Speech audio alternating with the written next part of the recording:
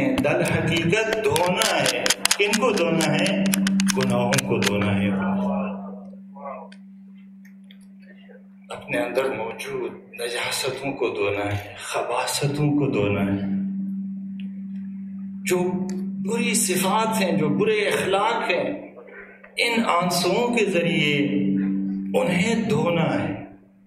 خدا رحمت کرے، آیت اللہ بہجت کہا کرتے تھے یہ جو آنسو ہے نا، یہ آنسو یہ نہ سمجھے کہ یہیں پہ آپ کی آنکھوں کے پیچھے بنتے ہیں اور یہیں سے نکلتے ہیں. یہ گمان نہ کرنا، یہ اعلیٰ علیین سے نازل ہوتے ہیں. یہ خدا کی طرف سے عطا ہوتے ہیں یہ آنسو، اور ایک عزادار کی آنکھ سے یہ آنسو جاری ہوتے ہیں. لہذا یہ جو ایام عزا ہے، اگر انسان چاہے تو اپنے آپ کو چینج کر سکتا ہے. 180 ڈگری اگر چاہے انسان اپنے آپ کو بدل سکتا ہے. اتنی صلاحیت ہے ان ایام کے اندر، ماہ محرم کے اندر اور عزاداری کے.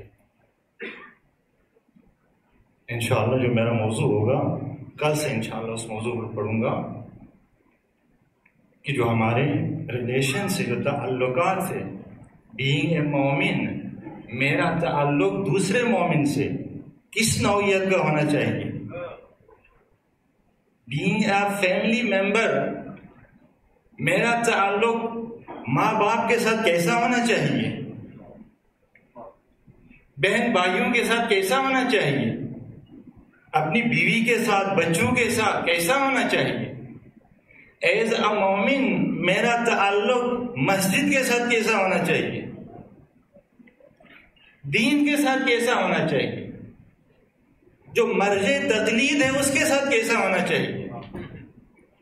اور جو امام ہے، وقت کا امام جس کا ہم انتظار کر رہے ہیں، یوسف زہرا، اللہ امام زمانہ اجل اللہ تعالیٰ فرجہ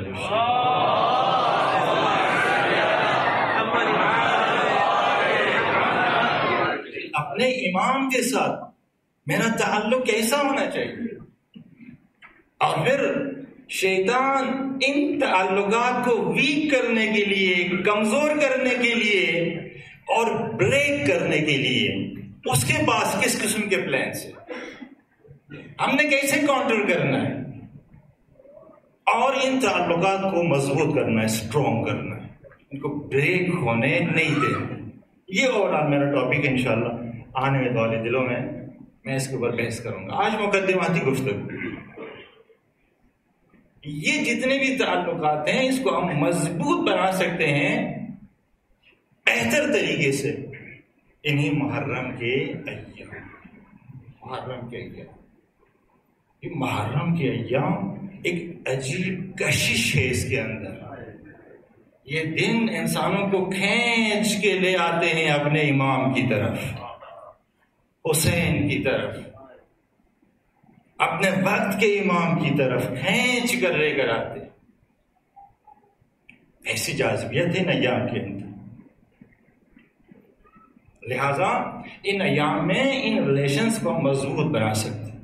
دیکھیں امام حسین علیہ السلام کے جو اصحاب تھے، کچھ ایسے تھے جو امام سے بہت دور تھے، لیکن انہی 10 دنوں کے اندر امام کے نزدیک ہو گئے. نہ صرف امام کے نزدیک ہو گئے، امام کے ساتھ شہید ہو گئے.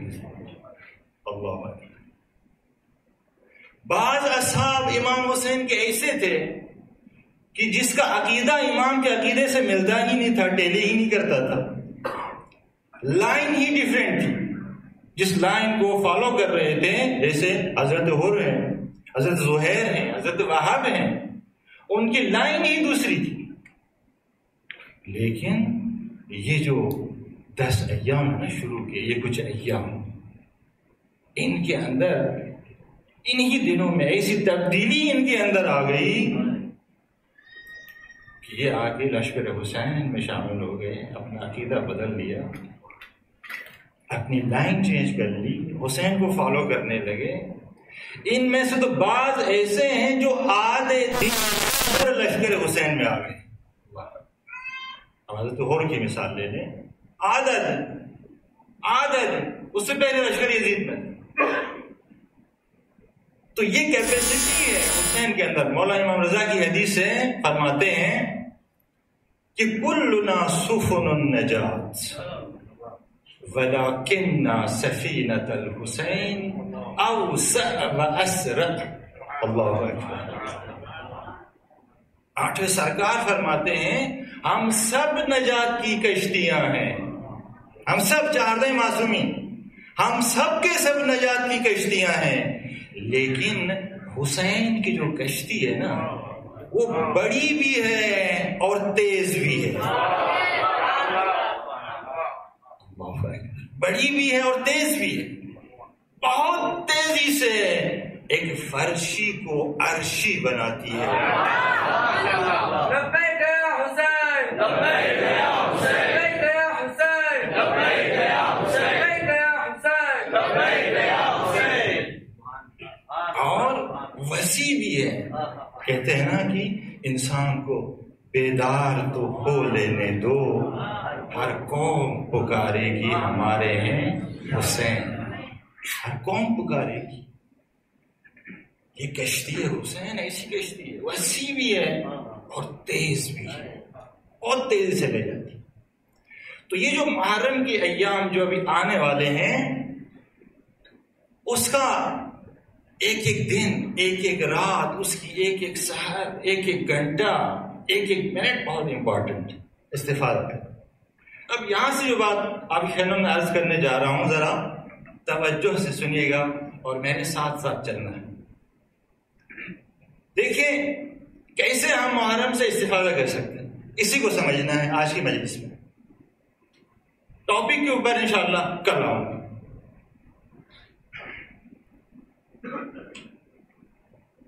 خدا کے ناموں میں سے ایک نام رزاق ہے۔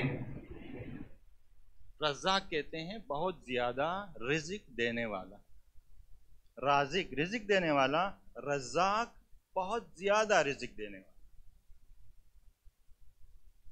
اب رزق جو خدا دیتا ہے دو قسم کا رزق ہے، ٹو کائنڈ آف رزق، دو قسمیں رزق۔ ایک رزق مادی رزق ہے جس کے لیے ہم صبح شام دوڑ لگاتے ہیں، اور اہم چیز ہے مادی رزق، اچھا کھانا، اچھا پہننا، اچھی رہائش، یہ ساری چیزیں جس کے لیے ہم دوڑ دھوپ کرتے ہیں، یہ زندگی کا سرگل اسی کے لیے چل رہا ہوتا ہے، یہ بہت اہم ہے۔ لیکن یہ رزق مادی رزق ہے۔ ایک اور رزق ہے جو خدا عطا کرتا ہے، وہ مادی رزق نہیں ہے بلکہ معنوی رزق ہے، معنوی رزق۔ جیسے مفاتیح الجنان کے اندر دعا ہے، اکثر کو یہ دعا غالباً یاد ہوگی، اور ماہ رمضان میں تو کثرت سے یہ دعا پڑھی جاتی ہے، اور جمعے کے دن پڑھنا مستحب ہے، اور دعا بھی امام زمانہ سے منسوب ہے، غالباً اکثر کو یاد ہوگی دعا۔ اس میں ہم کیا پڑھتے ہیں؟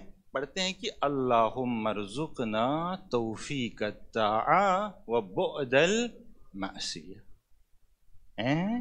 اللہم ارزقنا، اے خدا میری روزی قرار دے۔ کس چیز کو میری روزی قرار دے؟ توفیق الطاعہ، توفیق بندگی۔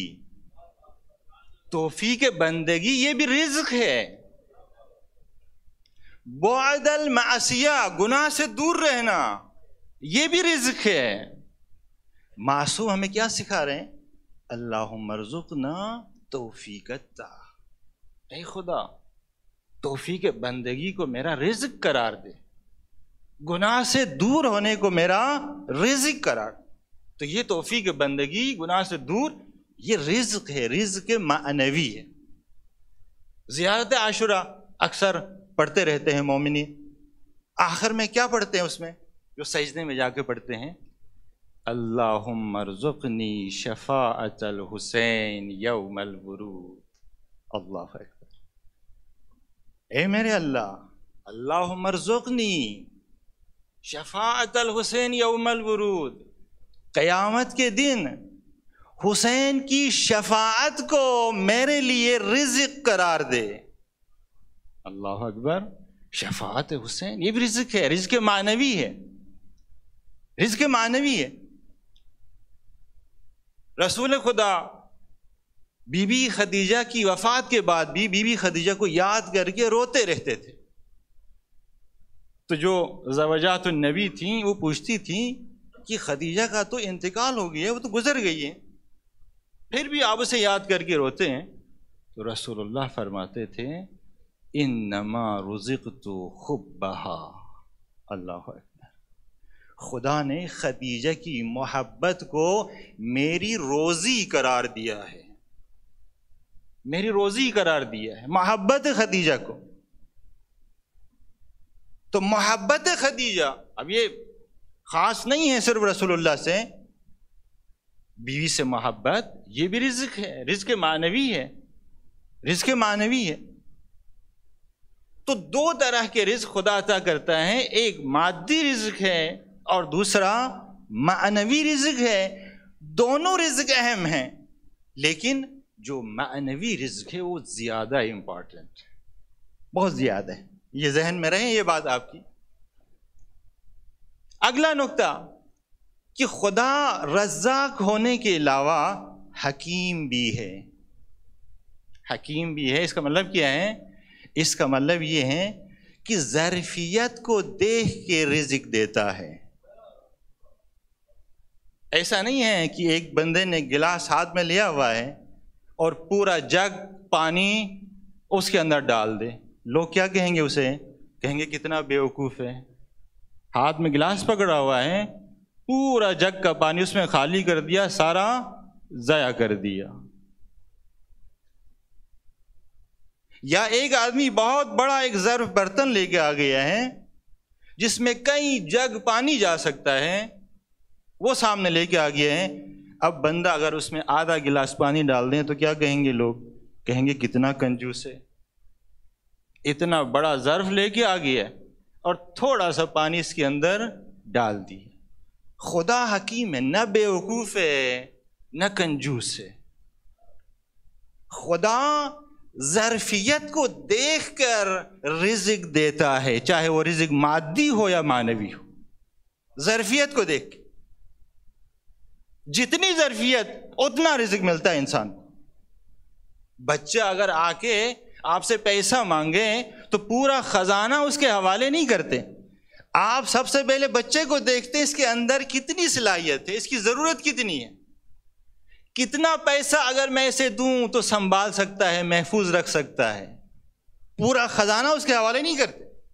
ہم بھی ظرفیتوں کو دیکھ کے دیتے ہیں، تو خدا کیا ظرفیتوں کو نہیں دیکھے گا؟ قرآن کی تعبیر ہے، قرآن کی آیت ہے، سورہ رات کی آیت نمبر 17 غالباً، ارشاد رب العزت ہے وَأَنزَلَ مِنَ السَّمَاءِ مَاءً فَسَالَتْ أَوْدِيَةٌ بِقَدَرِهَا، بہترین تعبیر ہے اسی کے لیے۔ خدا نے نازل کیا آسمان سے پانی بارش کی شکل میں، فَسَالَتْ أَوْدِيَةٌ بِقَدَرِهَا، تو نیچے جتنے بھی ظرف ہیں وہ اپنی ظرفیت کے حساب سے اس کے اندر کیا لیتے ہیں؟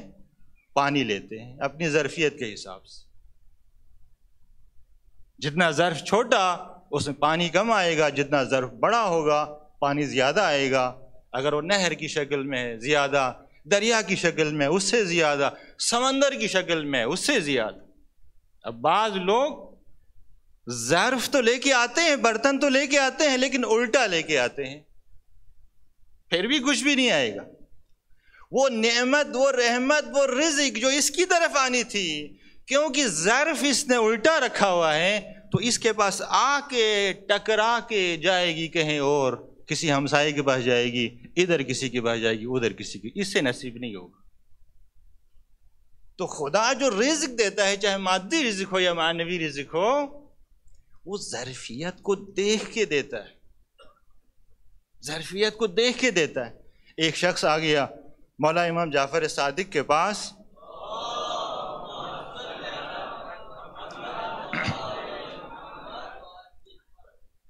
کہا کہ مولا مجھے اسم اعظم کی تعلیم دے. اسم اعظم. اب اسم اعظم یہ کوئی لفظ نہیں ہے کہ بندے کو سکھائیں اور وہ لفظ اس کی زبان سے جاری ہو تو وہ کن فیکن کرنا شروع کر دے. لفظ نہیں ہے. اسم اعظم ایک مقام ہے، اس مقام تک پہنچنا ہوتا ہے. آ کے اس نے کہا مجھے مولا اسم اعظم کی تعلیم دے. مولا نے کہا کہ ایک کام بتاتا ہوں، وہ کام کر لو. جانا فلاں جگہ پہ ایک پل ہے، اس پل کے قریب جا کے بیٹھ جانا، جو کچھ نظر آئے وہ آ کے مجھے بتا دو.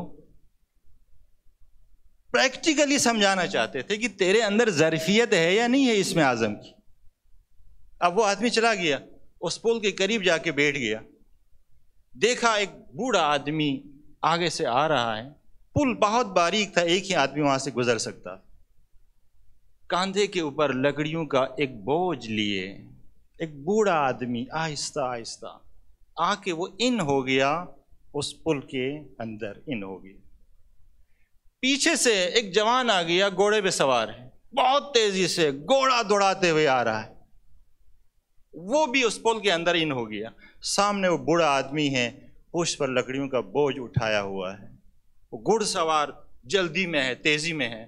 وہ کہتا ہے کہ اے پیر مرد، اے بوڑھے آدمی، راستہ تو جلدی کرو، کیونکہ دو بندے ایک ساتھ نہیں گزر سکتے تھے. اب وہ بوڑھا آدمی آہستہ سے چل رہا ہے، وزن بھی اٹھایا ہوا ہے. پیچھے والے کو بڑی جلدی ہے. اس نے چابک نکالا اور 2-3 مارنا شروع کیا کہ جلدی کرو. اس کے بعد رکاب سے پاؤں نکال کے زور سے مارا پیچھے سے پاؤں، اور وہ بوڑھا آدمی منہ کے بل پل کے اوپر گر گیا. اور جو لکڑیاں تھیں وہ لکڑیاں ادھر ادھر بکھر گئی. اب کیونکہ وہ گرا تھا تو اس نے ایڑی لگائی اور گھوڑا دوڑا کے آگے نکل گیا. وہ گھڑ سوار آگے نکل گیا. یہ بوڑھا آہستہ سے اٹھا، اس نے لکڑیاں جمع کی اور دوبارہ اپنے راستے پہ چلنے لگا. اب یہ بندہ یہ ماجرا دیکھ رہا ہے. دیکھنے کے بعد امام جعفر صادق کے پاس آ گیا. امام نے پوچھا اچھا بتاؤ کیا دیکھا؟ کہنے لگا کہ ظلم کی انتہا دیکھی، کہ ایک جوان نے ایک بوڑھے کے ساتھ اتنا ظلم کیا. امام نے فرمایا اگر تیرے پاس اسم اعظم ہوتا تو اس وقت کیا کرتے؟ تو کہنے لگا اگر میرے پاس اسم اعظم ہوتا تو میں اس جوان کو سزا دیتا. اس نے اس بوڑھے کے ساتھ بڑا ظلم کیا، اس نے منہ کے بل گرایا، بوڑھا آدمی تھا، رحم نہیں کیا. میں تو اس جوان کو سخت سزا دیتا. امام نے فرمایا وہ بوڑھا آدمی جو منہ کے بل گرا ہے وہ ہمارے چاہنے والوں میں سے ہیں اور اسم اعظم رکھتا ہے. اللہ اکبر. اسم اعظم رکھتا ہے. اسم اعظم رکھتے ہوئے اس جوان کو کچھ بھی نہیں کہا. اللہ اکبر. جوان ہے، جوانی ہے، جوانی کی جوش میں جوان کچھ بھی کر جاتے ہیں. اس کا مطلب یہ نہیں ہے کہ اس جوان کے سر کے اوپر آسمانی لا کے گرا دے. اسم اعظم ظرفیت تھی اس بوڑھے کے پاس کہ کہاں استفادہ کرنا ہے اس اسم اعظم سے، کہاں نہیں کرنا. ظرفیت اگر نہ ہو خدا نہیں دیتا. عملاً سمجھا دیا اس بندے کو کہ تیرے اندر اسم اعظم کے لیے ظرفیت موجود ہے یا موجود نہیں ہے. عزیزو، تو رزق دو قسم کا، ایک رزق مادی، دوسرا معنوی. اور خدا رزق ظرفیت کو دیکھ کر دیتا ہے. اب اگلی بات جو کہنے جا رہا ہوں غور سے سنیے گا کہ خدا ہر رزق ہر جگہ نہیں دیتا، اور ہر رزق ہر وقت نہیں دیتا. 2 ورڈز اور اضافہ ہو گئے، جگہ پلیس اور وقت ٹائم. گھر کے اندر انسان کو جو رزق ملنا ہے نا، وہ رزق امام معصوم کے حرم کے اندر بھی آپ جائیں گے تو نہیں ملے گا. حرم معصومین کے اندر خدا نے جو رزق رکھا ہے وہ حرم معصومین کے اندر ہی سے آپ کو ملے گا، باہر کہیں سے نہیں ملے گا. ہر رزق ہر جگہ سے نہیں ملتا ہے، اور ہر رزق ہر وقت بھی نہیں ملتا ہے. ٹائم پیریڈز بھی فرق کرتے ہیں. جگہ کے حوالے سے آپ دیکھیں معصومین علیہ السلام کے حرم جتنے بھی ہیں، روایت کے جملے ہیں کہ لا یعصی اللہ فیہ ابدا. وہ جہاں پہ معصوم دفن ہے اس جگہ پہ کسی نے کبھی کوئی گناہ نہیں کیا. بلینز کے قریب ملائکہ نازل ہوتے ہیں جاتے ہیں، مختلف ملائکہ کے آنے اور جانے کی جگہ ہے.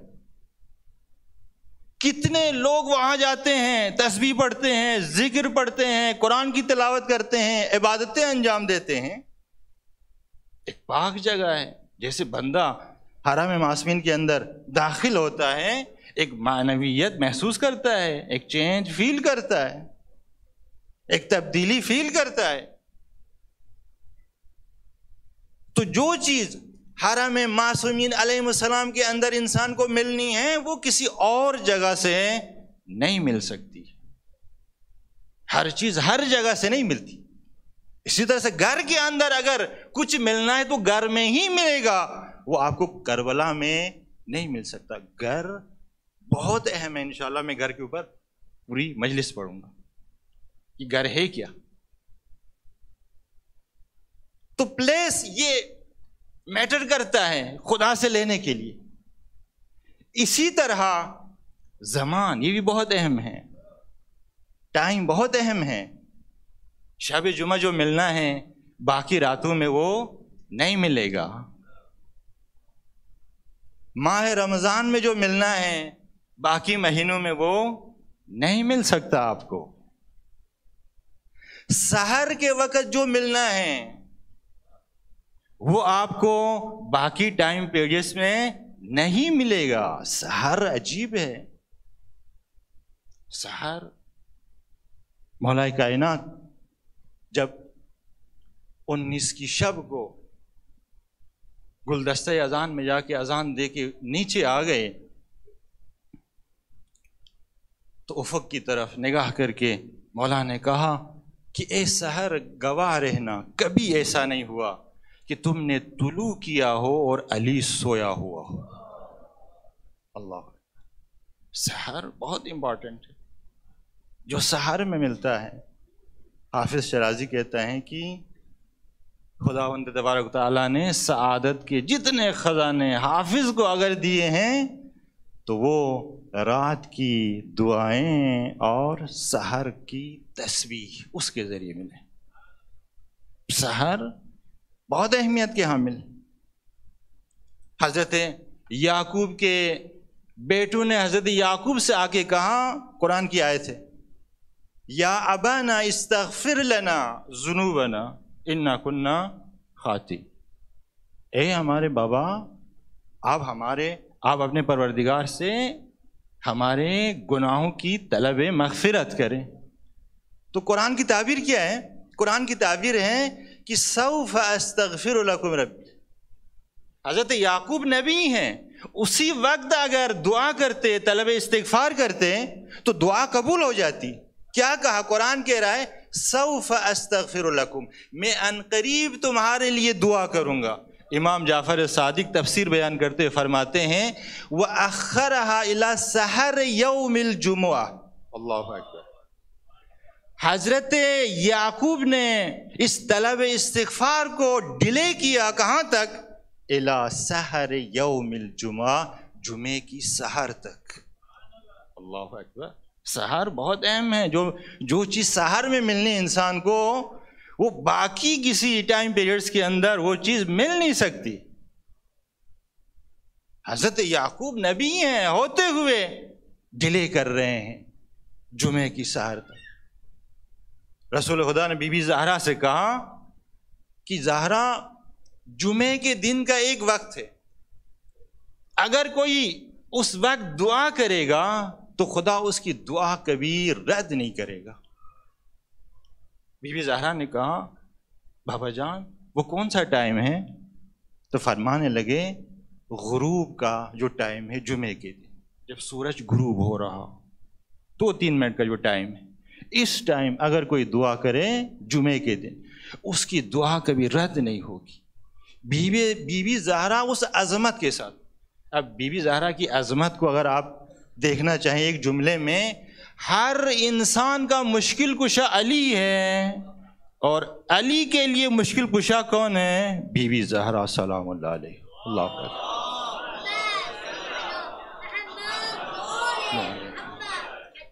خدا کے جتنے بھی خزانے ہیں، غیبی خزانے ہیں، ان کی کنجی کون ہے، پاسورڈ کون ہے؟ بی بی فاطمہ تو زہرا ہے سلام اللہ علیہ۔ ہر نبی کی تسبیح فاطمہ زہرا، ہر رسول کی، ہر ولی کی، ہر وصی کی تسبیح بی بی فاطمہ تو زہرا۔ اتنی عظمت کے باوجود اپنی خادمہ سے کہتی تھی کہ جاؤ چھت پہ، جب سورج غروب ہونے لگے تو آ کے بتانا، میں دعا کروں گی۔ اللہ اکبر۔ تو بعض ٹائم پیریڈز ایسے ہوتے ہیں کہ خدا نے خاص چیزیں اس ٹائم کے اندر رکھی ہوئی ہیں، اسی ٹائم پہ آپ کو ملے گی وہ چیزیں، اس سے ہٹ کر کسی اور ٹائم میں آپ کو نہیں ملے گا۔ اب ذرا آ جائے نا، یہ جو باتیں میں نے 3-4 آپ سے کی، یہ جو رزق مادی اور معنوی، اور یہ جو ظرفیت کی جو بات کی، اور یہ جو ٹائم اور پلیس کی جو بات کی، آئے نا ذرا محرم کے ساتھ اس کو ٹیلی کریں۔ محرم ایک جگہ ہے جس کا نام ہے کربلا۔ اللہ اکبر۔ ایک مہینہ ہے جس کا نام ہے محرم۔ کربلا کو اگر آپ نے دیکھنا ہو تو کامل الزیارات کے اندر ایک حدیث نقل ہو گئی ہے جس کو حدیث مفاخرہ کہتے ہیں۔ حدیث مفاخرہ، یہ حدیث کون سی حدیث ہے کہ سرزمین کعبہ اس نے فخر کرتے ہوئے کہا، میں وہ زمین ہوں جس کے اوپر خدا اپنا گھر بنائے گا۔ تو سرزمین کربلا نے کہا، خاموش ہو جاؤ، اس میں فخر کی کون سی بات ہے؟ فخر مجھے کرنا چاہیے، میں وہ زمین ہوں جس کی گود میں حسین ابن علی نے سونا ہے۔ اللہ اکبر۔ سرزمین کربلا، کربلا کی زمین۔ مولا علی جب جنگ صفین سے آتے تھے، کربلا سے جب گزرے ہیں تو سرزمین کربلا میں پہنچتے ہی گھوڑے سے اترے، خاک کربلا کو یوں مٹھی میں لیا ہے، پہلے سونگا، اس کے بعد چوما، اس کے بعد زار زار رونے لگے۔ روتے ہوئے مولا علی نے فرمایا، یہ وہ زمین ہے جہاں کچھ خدا کے عاشق بندے آئیں گے، خیمے لگائیں گے، یہاں شہید ہو جائیں گے۔ اللہ، زمین کربلا،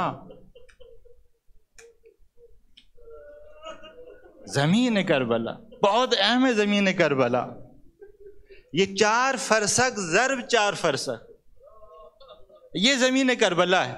یہ مولا حسین نے خرید کے بنی اسد کو واپس کی، شرط پہ واپس کی۔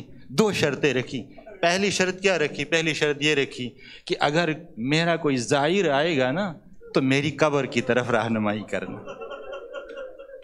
دوسری شرط کیا رکھی؟ دوسری شرط یہ رکھی کہ 3 دن میرے زائروں کا خیال رکھنا۔ اسی لیے اہل دل کہتے ہیں کہ جب بھی کربلا جاؤ نا تو 3 دن سے زیادہ نہ رکو۔ اگر زیادہ رکنے کا ارادہ ہو، 3 دن کے بعد کربلا سے باہر نکلو، سامرا جاؤ، کاظمین جاؤ، نجف جاؤ، پھر واپس کربلا جاؤ۔ 3 دن سے زیادہ نہ رکو۔ مقدس اردبیلی نام سنا ہوگا، مقدس اردبیلی، اللہ اکبر۔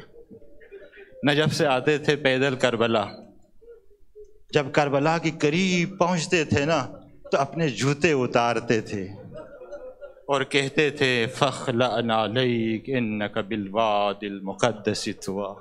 اللہ اکبر، مقدس اردبیلی۔ 1 دن سے زیادہ کربلا میں نہیں رکتے تھے، 1 دن، صرف 1 دن، اور وہ پورا دن نہیں سوتے تھے۔ کسی نے پوچھا، مقدس آپ سوتے کیوں نہیں ہو؟ تو مقدس اردبیلی نے کہا، 1 دن سویا تھا، بی بی زینب کے رونے کی آواز آئی۔ اللہ اکبر.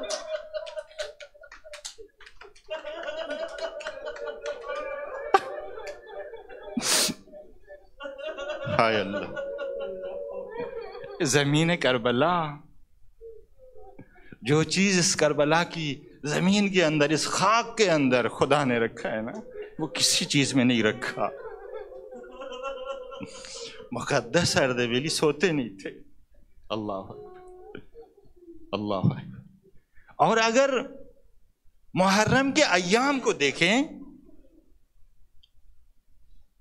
محرم کے ایام کو اگر آپ دیکھیں تو بہت سارا رزق خدا نے رکھا ہے.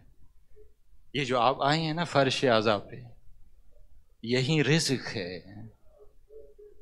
اللہ اکبر.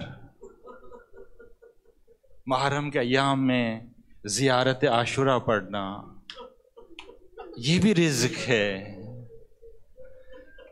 محرم کے ان ایام میں حسین کے اوپر آنسو بہانا، یہ بھی رزق ہے.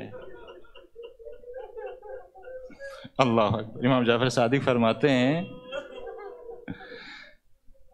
کہ اگر کسی کے گناہ سمندر جیسے ہی کیوں نہ ہو نا، حسین پر بہنے والا ایک آنسو کافی ہے ان گناہوں کو دھونے کے لیے. اللہ ایک آنسو. کہتے ہیں جہنم کی آگ، جہنم کی روایت کی جملے ہیں، جہنم کی آگ اور دنیا کی آگ میں فرق کیا ہے؟ فرق یہ ہے وہ آگ ایک جیسی نہیں ہے، نام صرف ایک ہے، اس کی حقیقت ماہیت فرق کرتی ہے. دنیا کی آگ اگر پانی ڈال دیں گے تو آگ کیا ہو جاتی ہے؟ بجھ جاتی ہے. لیکن آخرت اور قیامت کی جو آگ ہے نا، جتنا پانی ڈالیں گے اتنا بھڑکے گی وہ آگ. کہتے ہیں کہ قیامت کی آگ کو بجھانے کے لیے غم حسین پر نکلنے والا ایک آنسو کافی. اللہ. ان آنسوں کی قدر جانیے. یہ رزق محرم ہے، یہ رزق معنوی ہے. آیت اللہ بہجت نے کیا کہا تھا؟ یہ اعلیٰ علیین سے نازل ہوتے، یہ آنسو اعلیٰ علیین سے نازل ہوتے. علامہ طباطبائی فرماتے ہیں کہ آنسوؤں کا حکم اور توبے کا حکم ایک ہے. اللہ ہے. انسان توبہ کرتا ہے کیا ہو جاتا ہے؟ گناہوں سے پاک صاف ہو جاتا ہے نا. جب حسین کے اوپر آنسو بہاتا ہے نا تو اس سے بھی انسان پاک صاف ہو جاتا ہے. حسین پر آنسو بہانے کا حکم توبے کا حکم ہے. جس طرح سے توبہ انسان کو ولایت کی طرف کھینچ کر لے کر آتی ہے، یہ حسین کے اوپر بہنے والے آنسو بھی ولایت کی طرف انسان کو کھینچ کر لے کر آتے. اللہ اکبر. امام حسین کے اوپر، امام حسین کی شہادت سے پہلے گریا ہوا ہے. شہادت سے پہلے روئے. ابھی اس دنیا میں آئے ہیں تازہ تازہ امام حسین. رسول خدا نے ام سلمہ سے کہا، ام سلمہ حسین کو میرے پاس دے دو. رسول خدا نے اپنے ہاتھوں پہ لیا، اپنے سینے سے لگایا، بوسے دینے لگے اور رونے لگے. جب بھی رسول خدا حسین کے بدن کو لمس کرتے تھے نا، چھوتے تھے نا، تو رونا شروع کرتے تھے. پوچھا گیا کہ یا رسول اللہ آپ اتنا کیوں روتے ہیں؟ کہنے لگے کہ جبرائیل نے خبر دی ہے کہ تیرے اس بیٹے کو ظالم کربلا میں پیاسا شہید کر دیں گے. اللہ اکبر. اللہ اکبر. کبھی پیشانی پر بوسہ دیتے تھے، روتے تھے. کبھی آنکھوں پر بوسہ دیتے تھے، روتے تھے. کبھی ہونٹوں کے اوپر بوسہ دیتے، روتے تھے. کبھی مولا علی سے کہتے تھے علی ذرا قریب آ جاؤ، حسین کو اٹھاؤ. مولا علی حسین کو اٹھاتے تھے، پھر رسول جگہ جگہ بوسہ دیتے تھے. اللہ اکبر. ایک دفعہ خود مولا حسین نے پوچھا، نانا آپ مجھے اتنے بوسے کیوں دیتے ہیں اور جب بھی بوسہ دیتے روتے کیوں ہو؟ تو رسول اللہ فرمانے لگے، میں اس جگہ پر بوسہ دیتا ہوں جہاں نیزوں نے آ کے لگنا ہے. میں اس جگہ پر بوسہ دے رہا ہوں جہاں تلواروں نے آ کے لگنا ہے. میں اس جگہ پر بوسہ دے رہا ہوں جہاں تیروں نے لگنا ہے. میں اس جگہ پر بوسہ دے رہا ہوں جہاں پتھروں نے آ کر لگنا ہے. اللہ اکبر. حسین کی شہادت سے پہلے اہل البیت کے گھر میں حسین کا ماتم ہوتا رہا ہے۔ بی بی فاطمہ الزہرا جب بھی حسین کو دیکھتی تھی نا، دیکھتی تھی تو روتی تھی اور روتے ہوئے کہتی تھی حسینن وا حسینن وا حسینا۔ اللہ اکبر۔ سید مرتضیٰ علم الہدا نے لکھا ہے، یہ لوری لکھی ہے، غالباً زبان حال بی بی زہرا بیان کیا ہے۔ بی بی جب بھی حسین کو دیکھتی تھی تو کہتی تھی حسینن وا حسینن وا حسینا، غریباً وا غریباً وا غریبا، کربلا لا زلتی کربن و بلا، کربلا وا کربلا وا کربلا وا کربلا۔ اللہ اکبر، اللہ اکبر۔ کبھی رسول خدا مولا حسین کو اپنے سینے کے اوپر بٹھاتے تھے، کبھی اپنے کاندھوں پر بٹھاتے تھے، کبھی اپنی پشت پر بٹھاتے تھے اور کبھی اپنی گود پر بٹھاتے تھے۔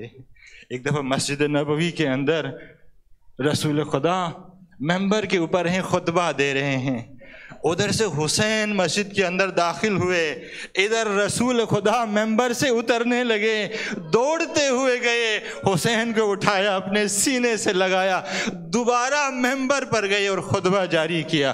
ابھی تھوڑی دیر ہوئی تھی نا، مولا حسین نے کہا نانا پیاس لگی ہے۔ اللہ اکبر۔ حسین کو پیاس بہت زیادہ لگتی تھی، خلقتاً ایسا تھا، پیدائشی طور پر حسین کو پیاس بہت زیادہ لگتی تھی۔ کہا نانا پیاس لگ رہی ہے۔ رسول خدا نے خطبہ روکا، اصحاب سے کہا میرے حسین کے لیے پانی لے کے آؤ۔ اصحاب کھڑے ہو گئے پانی لینے کے لیے۔ یہ مدینہ ہے نا جہاں حسین نے پانی مانگا رسول خدا سے، رسول خدا نے اصحاب سے کہا جاؤ میرے حسین کے لیے پانی لے کے آؤ۔ اصحاب دوڑ کر گئے حسین کو پانی لینے، لیکن ذرا کربلا آ جائے نا، میرا حسین مظلوم کربلا اپنے 6 ماہ کے اصغر کے لیے پانی مانگ رہا ہے، جواب میں تیر برسائے جا رہے ہیں۔ اللہ اکبر۔ پیاس لگتی تھی بہت میرے حسین کو، بہت زیادہ پیاس لگتی تھی۔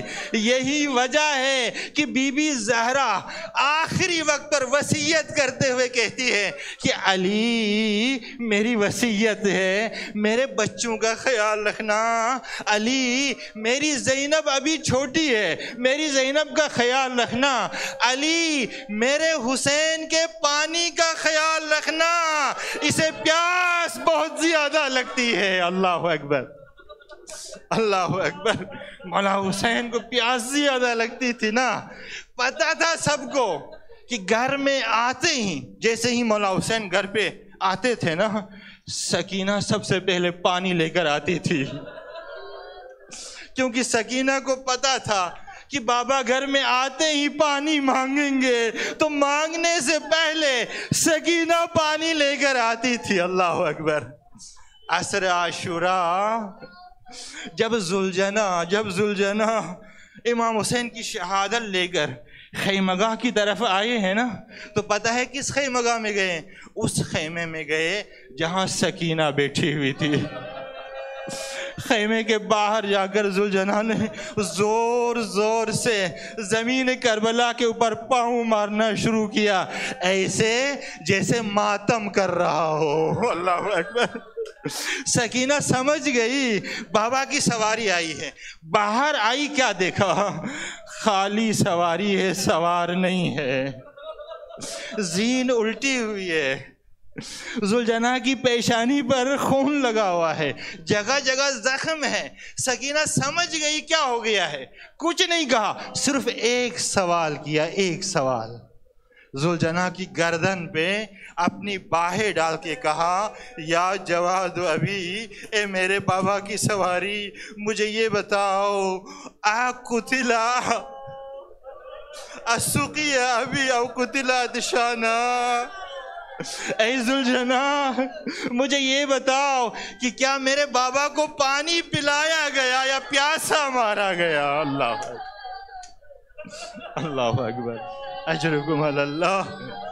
اجرکم علی اللہ، اجرکم علی اللہ۔ بہت پیاس لگتی تھی میرے حسین کو،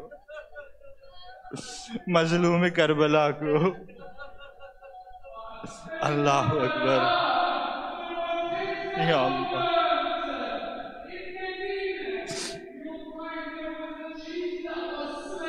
حسین مظلوم کربلا پیاس کی حالت میں،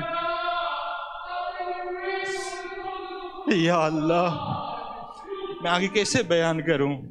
انشاءاللہ آگے تفصیل سے مصائب پڑھوں گا، صرف ایک جملہ سنیں اور اجازت دیں۔ اللہ اکبر۔ مولا حسین جب بھی ارادہ کرتے تھے نا مدینے سے نکلنے کے لیے، مدینے سے نکلنے کے مصائب انشاءاللہ کل پڑھوں گا، آخری جملہ سنیں اور مجھے اجازت دیں۔ جب نانا کے روزے پہ جاتے تھے نا آخری دنوں میں بڑے بے چین ہو کے نانا کے روزے کی طرف جاتے تھے، کئی بار نانا کے روزے کی طرف جاتے تھے، نانا کے روزے کے پاس جا کے دیر تک نانا کے پاس رہتے تھے اور نانا سے باتیں کرتے رہتے تھے اور کہتے تھے نانا وہ دن قریب آ رہا ہے کہ تیرا یہ حسین ہوگا، کربلا کا میدان ہوگا، ایک طرف دشمن ہوں گے، ایک طرف ہم پر پیاس کا غلبہ ہوگا، ہر طرف سے تیر چلیں گے، سب کے سر نو کے سنا پر ہوں گے، یہ حسین بے غور و کفن کربلا کی تپتی ریت کے اوپر پڑا ہوگا۔ لعنت اللہ علی القوم الظالمین،